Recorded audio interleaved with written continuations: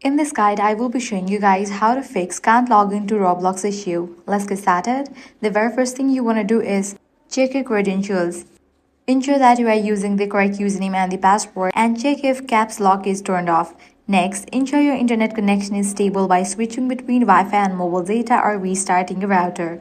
If this issue still continues, check for app updates. Launch App Store or Play Store, search for the app Roblox. If you see the option of update, click on it and update the app to its latest version. Likewise, you can give a first restart to your device. In case you are having issues logging in the app, you can use the web version. So launch your preferred browser, navigate to the official website of Roblox, click on continue in browser, provide your credentials and try to log in. With this, your problem might be fixed. Next up, check the server status of Roblox. Search for Roblox server status, navigate to the very first one website. If there are any outages, you will need to wait until the problem will be resolved from the end. Lastly, completely delete app from your device and reinstall it. And that's it. One of these methods should fix your issue. If this guide was helpful, do not forget to like, share and subscribe.